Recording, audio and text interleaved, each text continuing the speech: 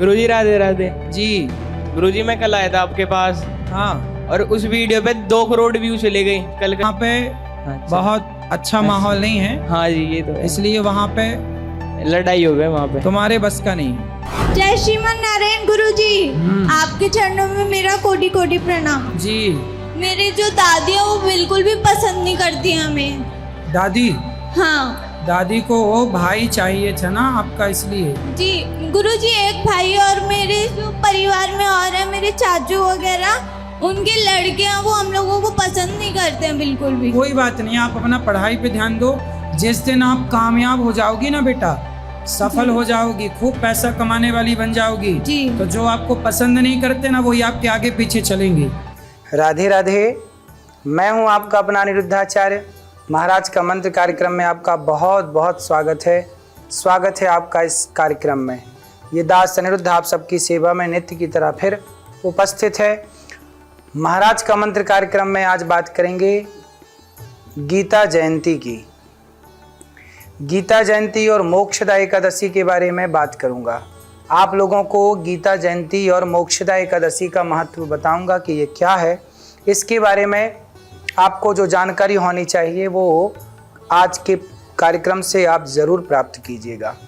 गीता जयंती के दिन क्यों मनाई जाती है मोक्षदा एकादशी, ये कहानी भी बताऊंगा। आइए अब कार्यक्रम की शुरुआत करते हैं और बात करते हैं आज के उपाय की। भगवद गीता की खुशबू, उस गीता के ज्ञान की खुशबू हमारे जीवन में ऐसी हो कि हम उस गीता के अनुसार चलें और गीता का ज्ञान जीवन में धारण करें। विधिवत हम गीता का पाठ करें, कोशिश करें कि हम गीता का नित्य पाठ करें। कम से कम एक श्लोक तो हम गीता का रोज पढ़ें। कहते हैं गीता का श्लोक और गीता का पाठ हमें समस्त पापों से मुक्त करता है। कहते हैं गीता के राह पर जो चलता है वो व्यक्ति सफल जरूर होता है। तो गीता का एक श्लोक कम से कम आज गीता जयंती से आप शुरू करें और इसे नियमित रखें। गीता जो हमें सिखाती है, पूरी दुनिया में केवल भगवद गीता है जो हर भाषाओं में आपको मिल जाएगी। अमेरिका हो, लंदन हो, जापान हो, पेरिस हो, दुनिया का कोई देश, कोई भाषा ऐसी नहीं है जिस भाषा में गीता को ट्रांसलेट ना किया गया हो। भगवान श्री कृष्ण ने आज से 5,500 साल पहले कुरुक्षेत्र की पावन धरती पर भगवान ने अर्जुन को श्रीमद् भगवद गीता का पाठ सुनाया था, भगवद गीता का ज्ञान दिया था। क्यों सुनाई? क्योंकि अर्जुन अपने कर्म से च्युत हो गए। अर्जुन युद्ध करने को तैयार नहीं थे, लड़ने को तैयार नहीं थे, कार्य करने को तैयार नहीं थे। तब भगवान ने, जो व्यक्ति, आज की युवा क्या है, आलसी हैं। आज की युवा क्या कर रहे हैं, काम नहीं कर रहे हैं, पढ़ाई नहीं कर रहे हैं, अपने काम को महत्व नहीं दे रहे हैं। इसलिए आपको चाहिए कि आप इन युवाओं को गीता सुनाएं, गीता पढ़ाएं, ताकि गीता से जैसे अर्जुन अपने कर्म के लिए खड़े हो गए। कर्मण्येवाधिकारस्ते मा फलेषु कदाचन। भगवान श्री कृष्ण गीता में यही तो कहते हैं, तू अपना कर्म कर। जो व्यक्ति अपना कर्म करता है ना, उसे फल भगवान देते ही देते हैं। वो व्यक्ति फल के बिना रह ही नहीं सकता। इसलिए कर्म करिए, निश्चित भगवान आपको उस कर्म का श्रेष्ठतम फल अवश्य प्रदान करेंगे। भगवान श्री कृष्ण गीता में कहते हैं कि सर्वधर्मान परित्यज्य मामेकं शरणं व्रज अहम त्वा सर्व पापेभ्यो मोक्षयिष्यामि मा शुचः।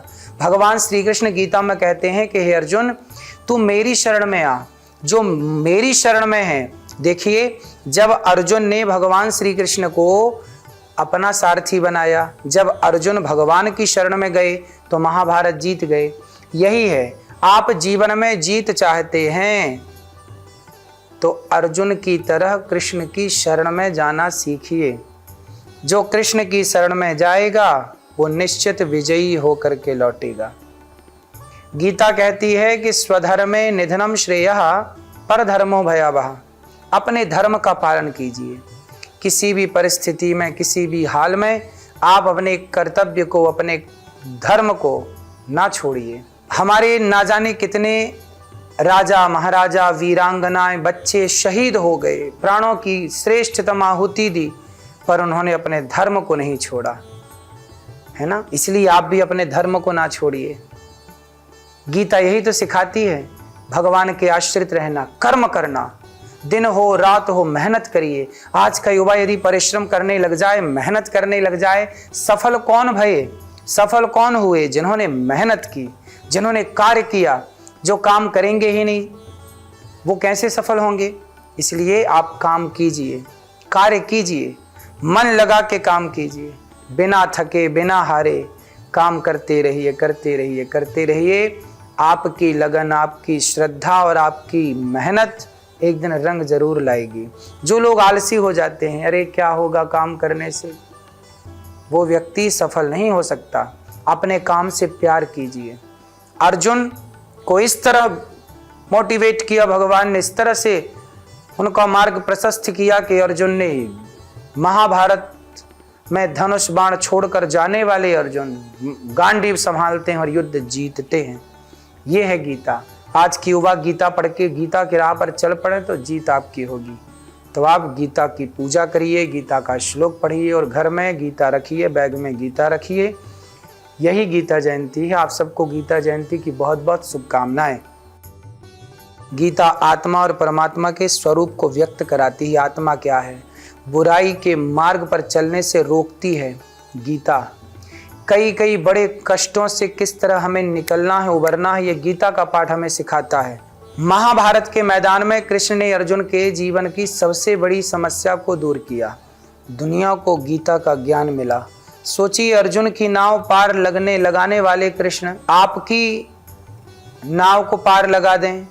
जैसे अर्जुन की नाव पार लगी, अर्जुन आगे बढ़े, तो अर्जुन गीता के राह पर ही तो चले। तो वो गीता तो आपके पास भी, आप भी चलिए उस गीता की राह पर। खास मौके पर कन्हैया को प्रसन्न करने के लिए आप गीता पढ़िए। भगवान को प्रसन्न करना चाहते हैं तो गीता पढ़िए। दीपक जला करके तुलसी की आराधना करिए और सुबह नहा धो करके स्नान करके बड़े प्रेम से भगवान की पूजा करके भगवद गीता को खोलिए, एक श्लोक पढ़िए और गीता के श्लोक को दिन भर कोशिश करिए कि हम उसी श्लोक का उच्चारण करें।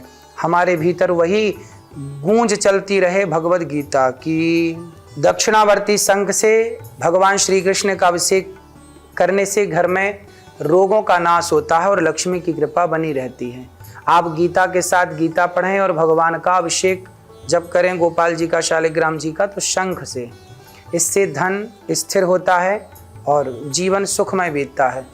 आज का पंचांग 11 दिसंबर दिन बुधवार को एकादशी तिथि है, रेवती नक्षत्र है और वारयान योग है। आज ही मोक्षदा एकादशी का व्रत भी है जो सभी संप्रदायों के लिए श्रेष्ठ है। आज गीता जयंती भी है।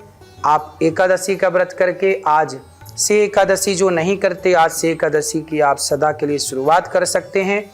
एकादशी का व्रत सवेरे भगवान को स्नान करा के चरणामृत लेकर के भगवान से प्रार्थना करिए, प्रभु आज एकादशी है, आज आपकी प्रसन्नता के लिए इस दासी ने एकादशी का व्रत किया है, आप इसे स्वीकार कीजिएगा। आप एकादशी का व्रत करेंगे तो निश्चित ही माँ भगवती तो प्रसन्न होंगी। एकादशी भगवान बहुत प्रसन्न होते हैं एकादशी से।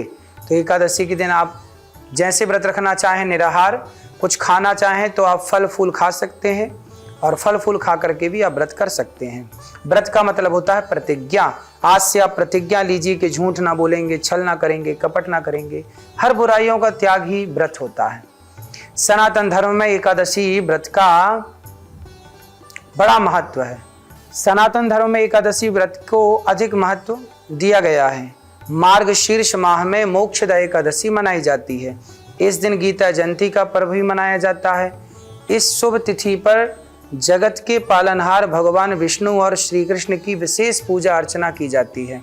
ऐसी मान्यता है कि उपासना करने से जातक को सुख शांति की प्राप्ति होती है, साथ ही रुके हुए काम पूरे होते हैं। श्री हरि विष्णु को प्रसन्न करने के लिए एकादशी का दिन सबसे अच्छा माना जाता है। इस दिन लोग व्रत रखते हैं, पूजा करते हैं, सत्यनारायण भगवान की कथा सुन सकते हैं। धार्मिक अनुष्ठान आप करते ही हैं, करते ही रहिए। जो व्यक्ति एकादशी का व्रत करता है उसे यमराज की यातनाएं नहीं सहनी पड़ती। मोक्षदा एकादशी के दिन ही गीता जयंती क्यों मनाई जाती है ये आपको बताता हूँ।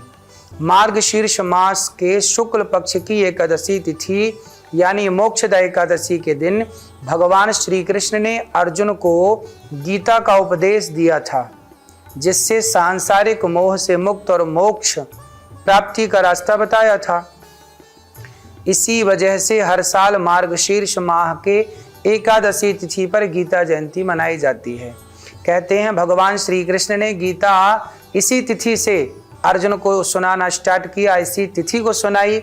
और भगवान गीता के ये मोक्षदा एकादशी और ये गीता जयंती गीता के जन्म को समर्पित है, अर्थात गीता भगवती का प्राकट्य इस तिथि को हुआ। भगवान सहज एक धार्मिक, ये जो गीता है ये कोई सामान्य पुस्तक नहीं है, बल्कि गीता प्रत्यक्ष भगवान का स्वरूप है। एक एक अक्षर भगवान का अंग है, एक एक अक्षर भगवान की पूरी, ये मान लीजिए पूरा शरीर भगवान का भगवत गीता ही है। तो साथ ही इसमें भगवान श्री कृष्ण ने ऐसे उपदेश किए हैं जो आत्मा का, परमात्मा का, सृष्टि का, विधान का, विधि का, देवताओं का, ऐसा कोई विषय नहीं है जिस विषय पर भगवान ने बात ना की हो। मोक्ष दिलाने वाली गीता है, इसलिए मोक्षदा एकादशी के दिन भगवत गीता प्रकट भई कि जो इस दिन गीता का पाठ करेगा या जो गीता पढ़ता है, जो गीता के आश्रित रहता है, वह मोक्ष का अधिकारी जरूर बनता है। इस दिन देखो आप क्या करें, सुबह जल्दी से उठ जाएं, उठ कर के स्नान करें। स्नान करने के बाद आप संकल्प लें कि घर के मंदिर में हम दीपक जलाएंगे, पूजा करेंगे। एक दीप जला के एक चौकी पर भगवान विष्णु की, गोपाल जी की या शालिग्राम जी की स्वरूप को, विग्रह को रखें और भगवान विष्णु को जल अभिषेक करें। और उसके बाद भगवान श्री हरि को पीले वस्त्र अर्पित करें। भगवान विष्णु को रोली अक्षत का तिलक लगाएं और उसके बाद पीला भोग अर्पित करें। एकादशी व्रत की कथा सुने और भगवान विष्णु सहस्त्र नाम का पाठ करें यदि कर सकते हैं तो। मोक्षदा एकादशी के दिन भगवान विष्णु, माँ लक्ष्मी और श्री कृष्ण की पूजा करने से समस्त पापों का नाश होता है। साथ ही संतान की प्राप्ति भी भगवान की कृपा से होती है, धन की प्राप्ति भी होती है। विवाह के कार्य नहीं हो रहे हैं तो विवाह के योग भी बनते हैं। इस दिन शंख और चक्र, गदा धर भगवान विष्णु चतुर्भुज स्वरूप की पूजा होती है। कहते हैं पूजा करने से पूर्वजों को मोक्ष पहुंचता है और मोक्षदा एकादशी के दिन किया गया सारा पुण्य आपके पूर्वजों को मोक्ष दिलाने में सहयोगी होता है। कहते हैं कि जितना पुण्य हजारों वर्षों की तपस्या करने से मिलता है, उतना ही फल सच्चे मन से इस व्रत को करने से मिलता है। आप सभी लोग एकादशी की पूजा तो करें, एकादशी तो मनाएं, व्रत भी करें। और एकादशी के बाद द्वादशी को कोई कन्या हो, कोई ब्राह्मण हो, कोई साधु हो, कोई गरीब हो, कोई दीन दुखी हो, तो एकादशी का व्रत करने वालों को द्वादशी को किसी को भूखे को भोजन कराना चाहिए। और भोजन कराने के बाद फिर आपको भोजन करना चाहिए। और भोजन में क्या करना चाहिए, द्वादशी के दिन चावल खाकर ही हमें व्रत का पारण करना चाहिए। कहते हैं चावल एकादशी के दिन तो नहीं खाना चाहिए, पर द्वादशी के दिन चावल जरूर खाना चाहिए, इससे हमारा व्रत पूरा होता है। बात करेंगे आज के समाधान की। बड़े बुजुर्गों को कहते सुना है कि गीता में जीवन का सार है। श्री कृष्ण ने महाभारत युद्ध में अर्जुन को कुछ उपदेश दिए थे, वो आपकी जिंदगी में भी काम आएंगे। आपको मैं गीता से जुड़े कुछ आसान सूत्र बताता हूँ, बहुत ध्यान से सुनिए। गुस्से पर काबू करना। क्रोध से भ्रम पैदा होता है, भ्रम से बुद्धि खराब होती है, और जब बुद्धि खराब होती है तब सारे विवेक नष्ट हो जाता है, तर्क नष्ट हो जाता है, और जब तर्क नष्ट हो जाता है तब व्यक्ति का पतन हो जाता है। तो आपको क्रोध से बचना चाहिए। गीता से देखने का नज़रिया बदलता है। जो ज्ञानी व्यक्ति ज्ञान और कर्म को एक रूप में देखता है, उसी का नज़रिया बदलता है। मन पर नियंत्रण कैसे करें? मन पर नियंत्रण करने के लिए भगवान ने कहा अभ्यासेन तो कौन्तेय वैराग्येण च गृह्यते। जो मन पर नियंत्रण करता है तो कैसे करे? प्रैक्टिस करत करत अभ्यास के। अभ्यास करेगा तो मन पर नियंत्रण कर पाएगा। खुद का अकेलापन दूर कैसे करे? आत्मज्ञान की तलवार से वह अपने अकेलेपन को काट सकता है। और आत्मज्ञान सबसे बड़ा ज्ञान है, जो व्यक्ति कमरे के भीतर भी जीवन जी सकता है ईश्वर के आश्रित होकर। खुद का निर्माण, मनुष्य अपने विश्वास से अपने को निर्मित कर सकता है। वो जैसा चाहे, जैसा सोचता है व्यक्ति वैसा बन जाता है। पॉजिटिव सोचे तो पॉजिटिव, नेगेटिव सोचे तो नेगेटिव। आप जैसा सोचते हैं वैसे बनते हैं, इसलिए बेहतर सोचिए, निश्चित आप सफल होंगे। हर काम का फल प्राप्त होता है। इस जीवन में ना कुछ व्यक्ति खोता है, ना कुछ व्यक्ति पाता है। पुण्य उसके संग चलता है, पाप उसके संग चलता है। जो संसार में कमाया, जिसे आप कहते हैं पाया, वो सब यहीं का यहीं रह जाता है। मन अशांत है तो मन को शांत करने के लिए गीता सुने, गीता के मार्ग पर चलें, निश्चित ही कल्याण होगा। विश्वास के साथ विचार व्यक्ति को जितना महान बना सकता है, वो महान बनने के लिए व्यक्ति को एक श्रेष्ठ विचार की आवश्यकता होती है। एक विचार ही व्यक्ति को बड़ा करता है, इसलिए श्रेष्ठ विचारों के साथ अच्छे विचारों को रखिए, बुरे विचारों को जाने दीजिए। तनाव को दूर करने के लिए भी गीता में भगवान श्री कृष्ण कहते ही हैं कि आप सदा मेरी शरण में रहो। माम एकम शरणम व्रज। जो ईश्वर के आश्रित है वो काहे के तनाव में है। गौरी गोपाल आश्रम में जो वृद्ध माएँ रहती हैं, जो यहाँ सेवाएं चलती हैं, आप उन सेवाओं से भी अपने आप को जोड़ सकते हैं और अपने नाम का अन्न इन संतों को यहाँ चल रही सेवाओं को पहुँचा सकते हैं। तो आप एकादशी का व्रत करें और गीता बच्चों के बैग में रखें, ताकि बच्चे गीता पढ़ें। बच्चों को स्कूल भेजें तो गीता बैग में रख के भेजें। आए तो आप बच्चों के साथ बैठो, एक श्लोक, सिर्फ एक श्लोक बच्चों को कम से कम रोज याद कराएं। रोज बच्चों को उसका अर्थ समझाएं, पढ़ाएं। गीता की पुस्तक खरीद लें, हिंदी उसमें अनुवाद होता है, एक एक अनुवाद उसको देख के आप खुद पढ़ा सकते हैं। बात करेंगे आज के वार्तालाप की। भिवानी से हर्ष कुमारी जी का सवाल है, गुरुजी मेरे पति बहुत ज़्यादा नहाते हैं, दिन भर में 5 से 6 बार नहाते हैं, मना करने पर भी नहीं मानते, क्या करूं? वो रोज़ महाराज का मंत्र कार्यक्रम देखते हैं, ज़रा आप उन्हें समझाइए। देखिए, रोज़ नहाते हैं, 2 बार 3 बार स्नान करना तो ठीक है, पर दिन भर नहाना ये भी ठीक नहीं है। क्यों नहाना? यदि आप लघु शंका जाते हैं तो 4 कुल्ला करिए, हाथ पांव धुलिए। लघु शंका के बाद 4 कुल्ला करने से, हाथ पांव धुलने से आपकी शुद्धि हो जाती है। शौच करने के बाद स्नान करिए। यदि आप बार बार शौच करने जाते हैं तो बार बार आप स्नान करते होंगे। एक बार आप पूरा स्नान कर लें तो दूसरी बार जाएं तो अर्ध स्नान कर सकते हैं। तो बार बार शौच क्यों जाते हैं? डॉक्टर को दिखाइए, पेट तो खराब नहीं है आपका। तो आप कुल मिला करके अच्छा इलाज करिए और बार बार स्नान करने की आवश्यकता नहीं है। जितनी बार शौच जाओ उतनी बार स्नान करना चाहिए, पर पूरा कर चुके हैं तो एक बार अर्ध स्नान कर लीजिए। और इस तरह से आप अपने को ठीक रखिए। 2 बार 3 बार तक तो स्नान ठीक है, पर 5-6 बार ये ज़्यादा हो रहा है। बात करेंगे आज के गुरु मंत्र की। जब भी कृष्ण को याद करें, ये मंत्र जरूर बोलना चाहिए। श्री कृष्ण शरणम मम, श्री कृष्ण शरणम मम, श्री कृष्ण शरणम मम। आप इस मंत्र का जाप करिए, श्री कृष्ण शरणम मम, श्री कृष्ण शरणम मम। इसी का जाप करिए, भगवान श्री कृष्ण आपके सारे कष्ट दूर करेंगे केवल इसी मंत्र से। ठीक है। बात करेंगे आज के देवी देवता की। देवी देवताओं बात करेंगे भगवान श्री कृष्ण की और अर्जुन की। कृष्ण जैसा साथी हो, कृष्ण जैसा मार्गदर्शक हो और अर्जुन जैसा शिष्य हो, जो सही राह पर चलने की प्रतिज्ञा भी करता हो। बात करते हैं आज के लकी कॉलर की। इटावा से अनुज तिवारी जी का सवाल है, मेरी दुकान पर किसी की नज़र लग गई है, क्योंकि दुकानदारी एकदम नहीं हो रही है। पहले बहुत अच्छी दुकानदारी होती थी, कोई उपाय बताएं। अनुज तिवारी जी, बात ऐसी है कि समय उतरता चढ़ता है, बदलाव है जीवन में। आज समय बुरा है तो कल समय अच्छा भी आएगा। समय चलता रहता, कभी नहीं चलती, कभी बहुत चलती है। क्या कमी हो गई आप देखिए, अपनी कमियां ठीक करिए। पहले क्या अच्छा था? कहीं आपके व्यवहार में परिवर्तन तो नहीं हुआ? कहीं आपकी दुकान में वो वस्तु ऐसा तो नहीं कि जो ग्राहक को चाहिए वो आपकी दुकान में ना हो? कहीं क्वालिटी से आपने समझौता तो नहीं किया? कहीं किसी के साथ आपने धोखा तो नहीं किया? क्योंकि ग्राहक भगवान होता है। यदि ग्राहक के साथ हम अच्छे से पेश आते हैं तो ग्राहक हमारी दुकान पर बार बार आता है। यदि हम उससे चिड़चिड़ा व्यवहार करते हैं, यदि वो हमारे व्यवहार से असंतुष्ट है, तो वो हमारी दुकान में आना छोड़ देता है। इसलिए ग्राहक ईश्वर है, उसे बहुत तरीके से मैनेज किया जाए।